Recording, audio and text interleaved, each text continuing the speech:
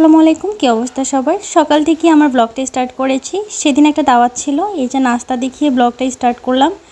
আর এই যে এখানে কিছু আম নিয়ে এসেছে আমার শ্বশুর, আর সাথে নিয়ে এসেছে কিছু চিপস অ্যান্ড হচ্ছে গিয়ে চকলেটস, যেহেতু বাচ্চা আছে যেখানে দাওয়াতে যাব সেখানে।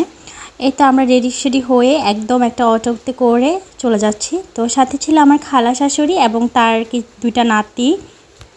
এরা তিনজন একসাথে হলে অনেক বেশি মারামারি করে, বাট দূরে থাকলে অনেক মিস করে একজন আরেকজনকে।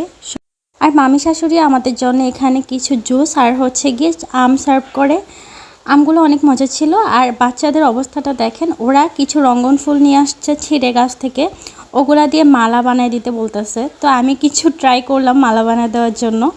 আর এইটা ছিল আমার মামাতো ননদের বাচ্চা, সে অনেক কিউট, মাশাল্লাহ বলতে ভুলবেন না। দুষ্টামি করতে করতে দুপুর হয়ে যায়, আমরা খাওয়া দাওয়া স্টার্ট করে দিই। মামি আমাদের জন্য অনেক কিছু রান্না করেছে, এই ভিডিওতেই দেখতে পারবেন। আর সবচেয়ে স্পেশাল ছিল এই লাল ভর্তা। এই ভর্তাটা আমার জন্যই বানিয়েছে, যেহেতু আমি ভর্তা অনেক পছন্দ করি। আর আমি ভর্তা দিয়ে 1 প্লেট ভাত খেয়ে ফেলেছি। আর এটা ছিল আমার ছোট্ট মামাতো ননদ, দেখেন কত কিউট একটা বাচ্চা। সে একটা চিপস নিয়ে খেলা করছিল, আমি বলছিলাম বারবার আমাকে চিপসটা দাও, বাট সে দিবে না।